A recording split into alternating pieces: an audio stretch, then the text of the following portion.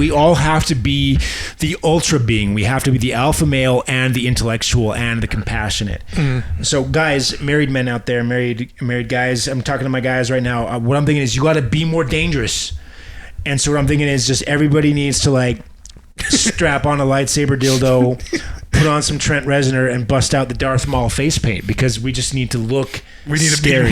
We need to be more. How more dangerous do you need to be? Look, honey, I'm going to jump down backwards from the stairs. Here we go. Right? This is dangerous. I'm dangerous, baby.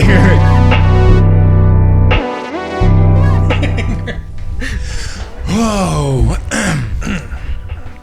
Welcome, ladies and gentlemen. Welcome to Splayed this week. Yep. Yeah. Episode whatever. Whatever episode this is, we don't even care anymore. Yeah. What up, everybody? I hope you're having a chill ass week. Welcome to Splayed. This is the show where we fuck you in the ass. We're that friendly. We're that friendly. We love you here at Splayed. No, seriously, what's up, guys? Okay, today's topic of the week, the weekly topic is, let's see, Cock, Mock, Museum, Woods, Tony Blair, Grey Jedi. Grey Jedi. Okay. No, the real topic of the week is... Tony Blair. It was Tony Blair. No, yeah, I don't even know. Who's Tony Blair? Isn't he like a British royalty? Tony Blair, probably. He's someone super important. Okay. All right, seriously, what was the main... the big mirror. The big mirror. What the hell was that? Oh. Okay, no, fuck that topic. The main topic of the week, I'm going to change it right here on the fly. I'm changing it. Yeah. Mm-hmm. Has to do with excitement. Okay. Mm-hmm. How it's necessary to... build up hype, you would say?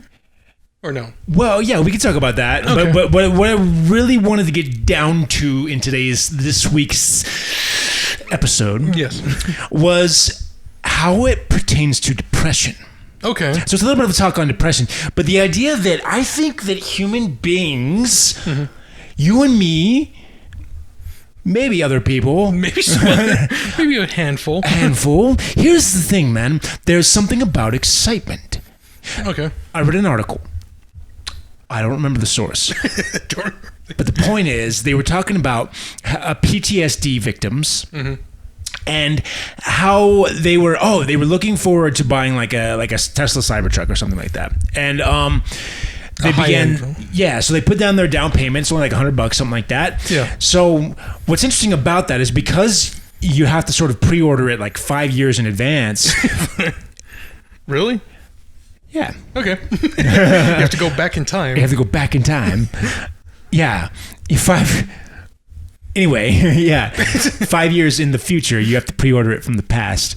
The point is that it allows a unique opportunity with car buying where you actually could potentially save up for the car instead of paying in post. Normally we take out a loan, we buy the car, we pay it off in post. As you go along. Here, because it's an exciting car that you're actually looking forward to, you have to save up for it. But what was interesting is they decided to save for it, and they started working and saving away money, and just that soft hint of something to look forward to, just that little nuance, that little touch in their life of having something that they were working toward, helped ease their PTSD.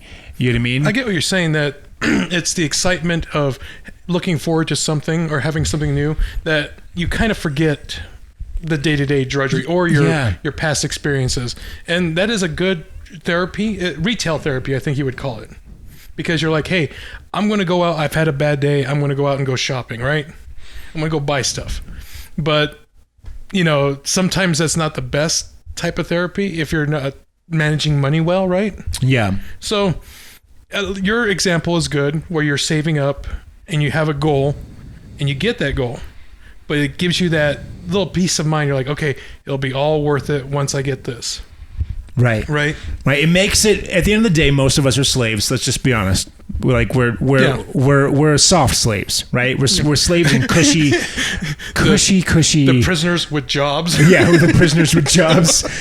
And what I mean by that is most of us are not really free at any given point in time to step away and forge our own destiny. You know what I mean? We're shackled to whatever our employer. There is a form of being shackled to your employer, but if you want to release that shackle, you have to take a very financial hit. Yeah, you have to take a lot of risks to break your slavery. So that's why we're slaves in that.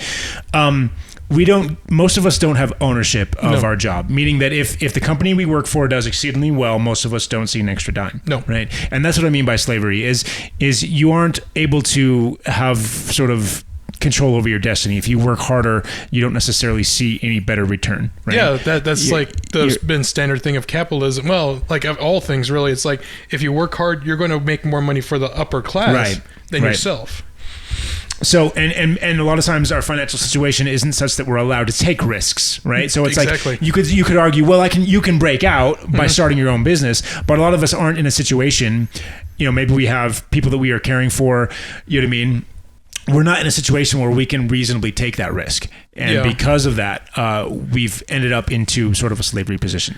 Would you say that putting that goal on a high pedestal and then something financially happens where you have to take that goal down, like I can no longer have that, would that trigger more Wait, say it again. So we're going back to the goals, right? We're stepping back, we're rewinding. We're back on point. You're like, here's what I want, car over here. And then you're working your way up to it, things are going good, something financial happens, you lose your job, something happens, and you're like, okay, I gotta step back from that goal. Yeah, that's an interesting thing, because if that's what you're living toward, if that's kind of what's keeping your mind calm, because that's what it is. It gives you something that you can say, okay, I'm a slave, but there's something that I really want. It's achievable, right? I'm working toward it. And then you hit a financial hardship, and suddenly that goal that you've been sort of pouring everything into, it's just a new car. Yeah. It could be anything. A simple step, Yeah. I always like to look at it like you start with a goal, but if something happens, you can always go down to the next step. You have a reserve goal. Okay. Or you make a new plan to just where you're okay. I think you have to, because otherwise that could be devastating. You mean, you spend 2 or 3 years, 4 years, or almost to your goal, and then something happens, and inevitably it will. Life will always throw stuff at you. Yes. There's another segment of this show that I would like to spin off called Relentless. Okay. And it revolves around this idea that life is relentless. Yes. Life will always throw something at you. And so in order to win at the game of life, you do not need to overpower life. You can't overpower life because life endures forever. Oh, yeah. So what you have to do to survive and win at this game is it's a game of stamina. And you have to be relentless. That's how you beat life. You beat life at its own game. You become relentless. You become this beast of eventually life's going to F up and forget to throw something at you. And that's when you gain ground, right? You become the vengeance of life. You become death itself. Yes. Exactly. Yeah. Yeah. You become the bringer of death. Yeah. You become, not at all where I'm going with this. Yeah, kind of, maybe a little bit. Kind of a little bit, but not really. But not at all, but mostly on point. I get you. Well, no, I like the idea that you would come on with a different type of show spinoff where you're sharing things that have happened, because a lot has happened to me, but yeah, constantly. It's a constant barrage. Yeah. You know what I mean? And I know that you've been through a lot, and I know that all of us are. Every one of us out there is going through shit. Most of us, you know what I mean, except for the top 1%. Oh yeah, they're just fine. They're doing okay. You know what I mean? But the point is that, I don't know, someone from the top 1% reached out to me. What do you stress about? I don't know. I can't imagine they have real problems. That's the thing. What are their goals, right? Yeah. Is this like, how much more money can I actually get from doing nothing? Do they have goals, or do they just kind of chill? Do they coast? I don't know if they might have a goal, but it might be not really within the realm of anyone actually working. So it's hard to say.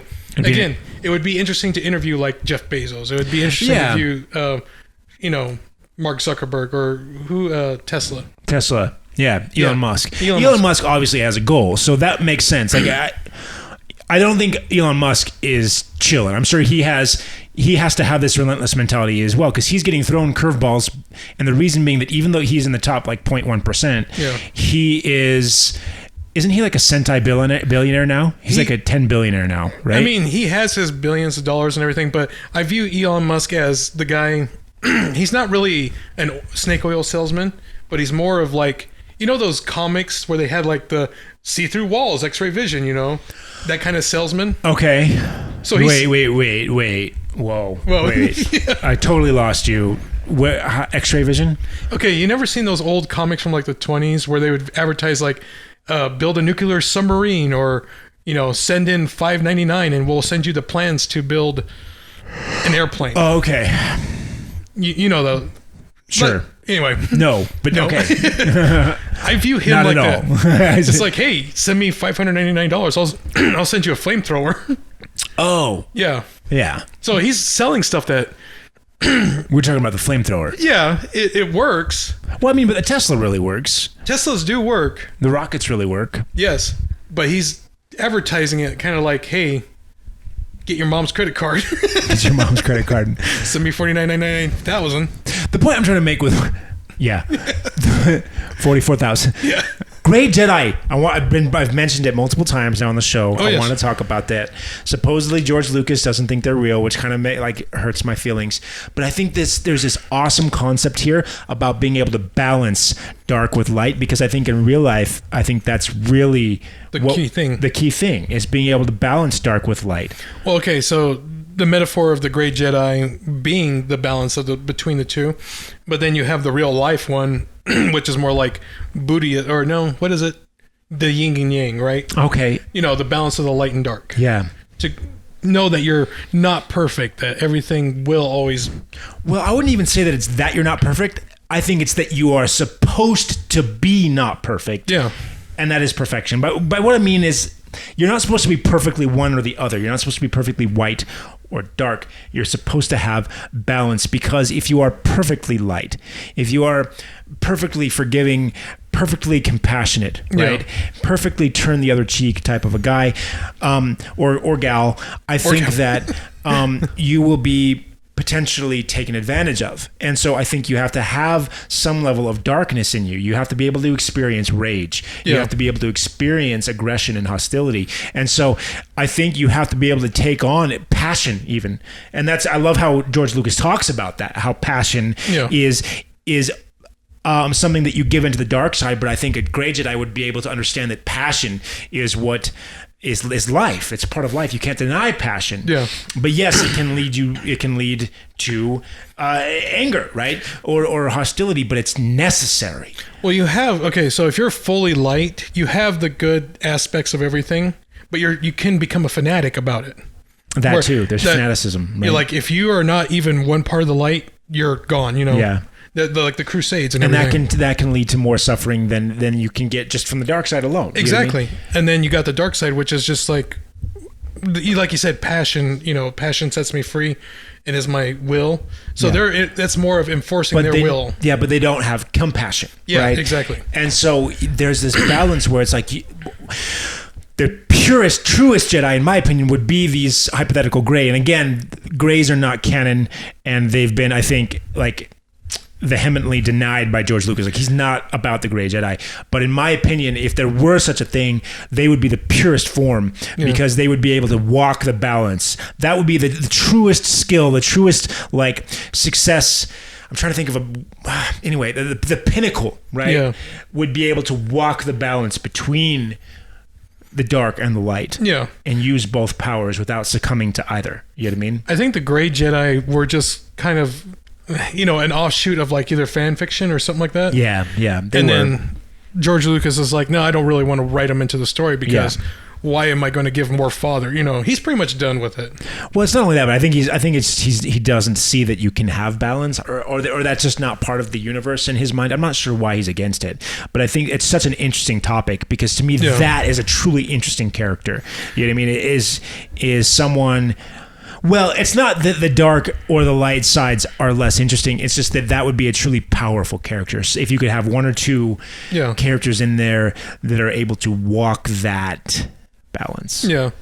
Doing the whole light and dark. You know, if you see everything black and white, but you don't have that gray tone in the middle, and you just are one side or the other, kind of like the whole ninja code. The ends justify the means. Whatever we did was the right way. So they're one way or the other. Right? He's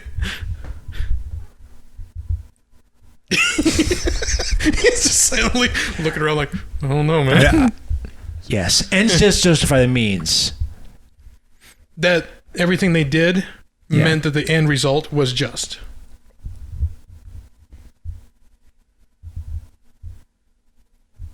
No. Guys, but yeah, I like the Great Jedi idea.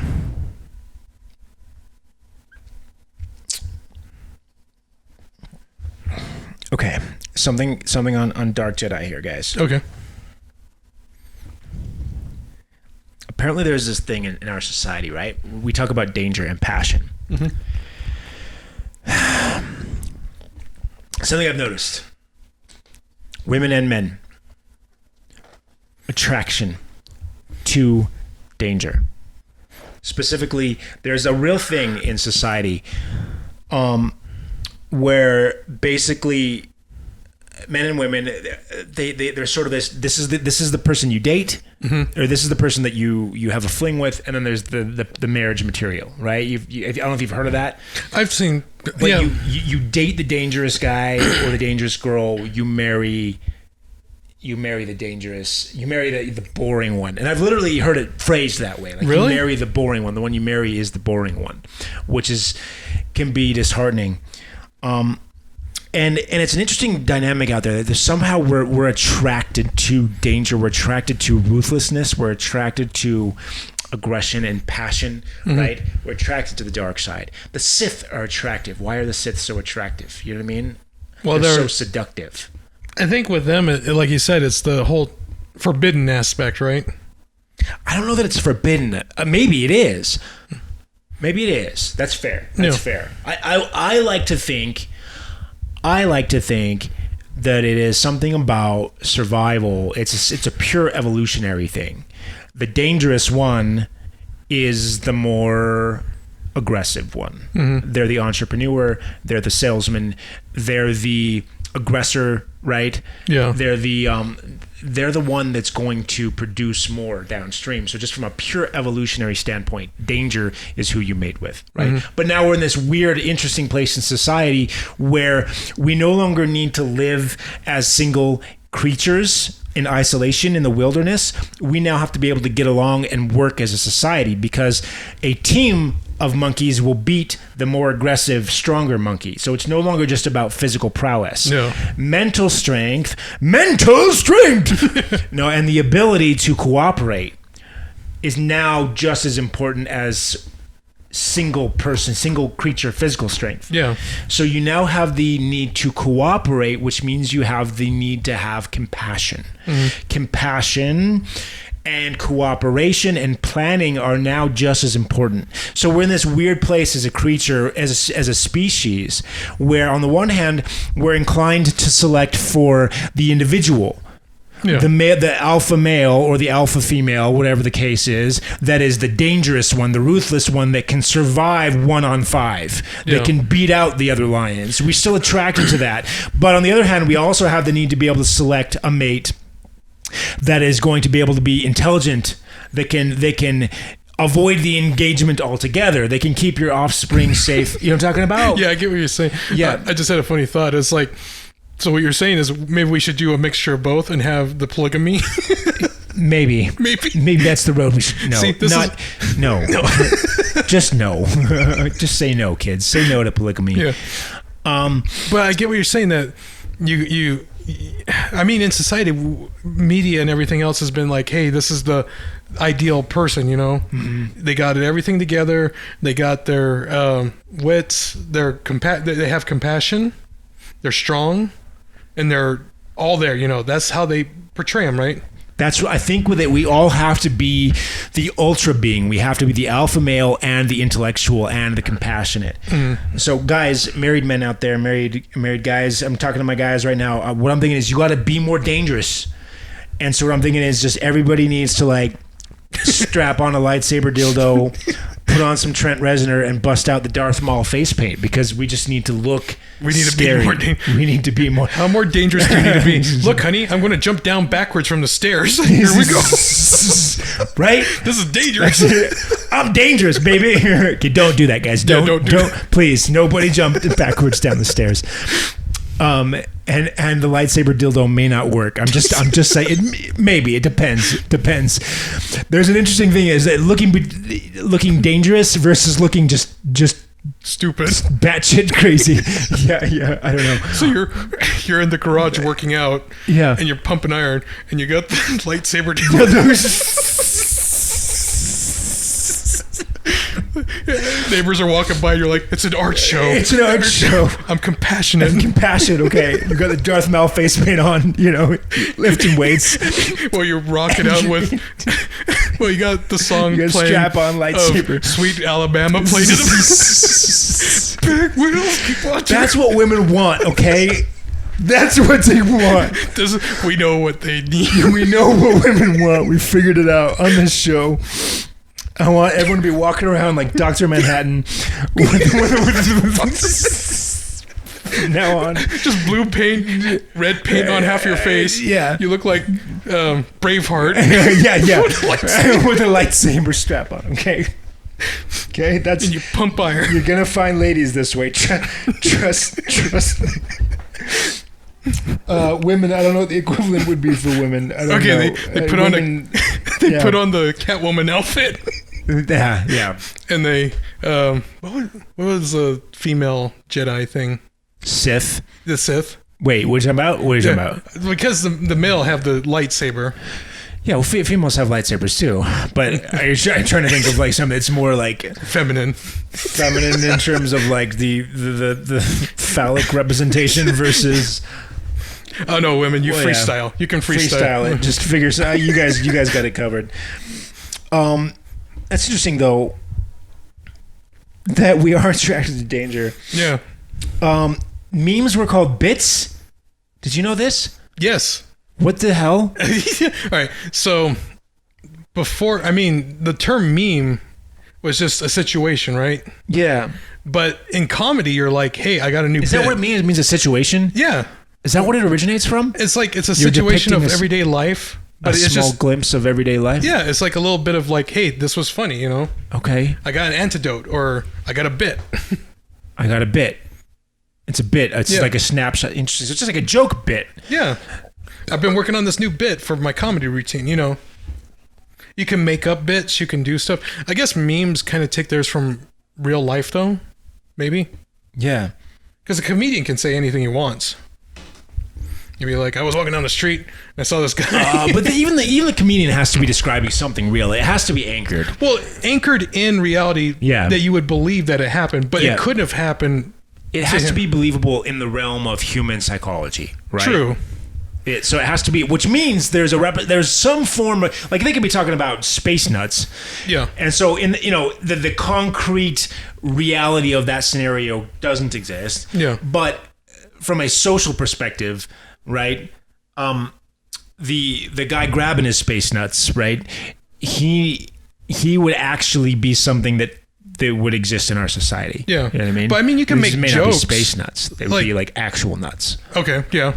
Like he was out reaching for, he's like, here, I have a bag of space nuts, real nuts. Yeah. And he's handing them to her. But the comedian can talk about them being like in space. Yeah. Yeah. So that makes the joke work. But you could make jokes about fantasy stuff too, Lord of the Rings and whatnot. Yeah. And that's not grounded in reality. Jokes have to be something that you can relate to, and there's more. There's more. But I think they have to actually be. It's just like any art form, right? It has to be grounded in reality. Yeah, you know what I mean. Like there has to be a real human connection there. Like in the deepest, darkest, or brightest, most vibrant area of your mind, you have to be able to associate to either that depiction of extreme beauty or again darkest. It is to your audience that you have to relate to them. Something that they would understand. If you're making a joke about abstract something or other. It's like, oh, this cubic portion of this painting, you know why that's funny? And they're like, what? Why? Yeah, why is it? Why? Yeah, and if you don't even know why, Well, then is that funny? Is it funny? Look at that. Look at that part. If a tree falls. Yeah. Yeah. All right. What else you want? I'm out, dude. Yeah. I am fresh out of stuff, and that's all I have. You sold your last stock of toilet paper. You're gone. That's it, man. I am wiping with my bare hands. I don't know, man. You're trying to put my ass in the sink. You're running against the lawn. Yeah. Yep. Morning, Good morning, John. Just bring the paper. And he's working out with the Batman, you know. He's over there. Yeah. This is our future. Yes. Future. See, that's what future the future should have been. Not flying That's cars. what the future should have been. Yeah, not flying cars. It should have been wiping your ass on your front lawn and working out in your garage. Yeah. Yeah. Half naked. That's what the future should have been, ladies and gentlemen. Oh, that's it, man. That's it. It's probably gonna be a short episode today, unless you got something else to talk about. Let's talk about rhythm. This is the rhythm of the... Oh, rhythm. I thought you said rim. I'm like, rim of what? Rim. Rapid eye movement. Rapid REM sleep. Bleep. Fuck. I did hear that when you sleep and everything you've learned from the day prior, you repeat it in your head over and over again. Mm-hmm. So you learn better. Right? I've heard that. So get enough sleep. Bullshit. Yeah, sleep matters though. Sleep does matter for the mind. Get sleep. Get some exercise. Be relentless. Remember this, guys. Life is relentless. Life is always going to throw stuff at you. You have to be more relentless than life. You have to be so relentless that one day life is like, fuck, I forgot to throw an obstacle his way. And that's when you gain ground, all right? The point is that you don't stop. Some days you don't make progress. Sometimes you go backwards. But as long as you keep pushing, eventually, right, you will win out. And that's what we're doing here on Splayed. You're pushing against. We're just pushing against nothing, right? We're just going to keep making shows, keep working to improve. And one of these days... Because there's nothing in our way to suppress us yet. Well, there is. Well, there's invisible. the lack of success. There's a lack of success in our way. But we keep pushing against that lack. Just realize that you're wearing a green shirt. It is going to be impossible to do the green screen crop. You can put my face on my shirt. Yeah. Your whole body is going to be cropped out of the show. Or make it like a natural walk, like little animals going by. Yeah. You should do that. Okay, so your head's going to be floating and your arms. You're going to be disembodied. It's going to be a wonderful time. Yeah. Just letting you know. You're like, I just realized your shirt's It's going to work. It's going to work. We'll figure it out. You put 1950 or 1920s black and white movies. Yeah. Dracula.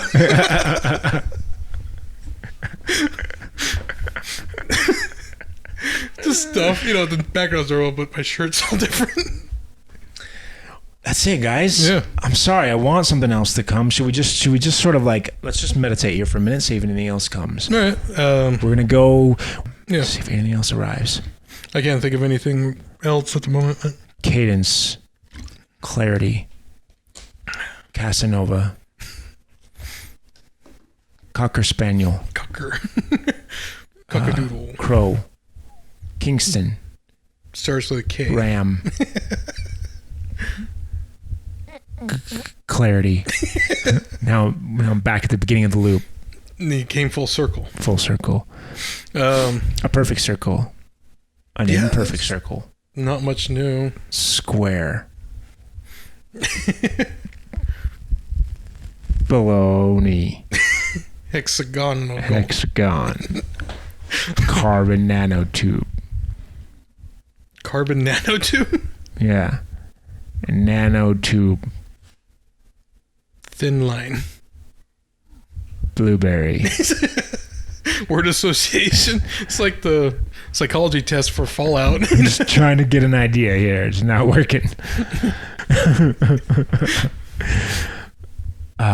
Dude, I'm sorry, man. I'm drawn out. You're drawn out? I'm low on energy. I'm low on ideas. I think we're going to have a short episode this week. That's cool.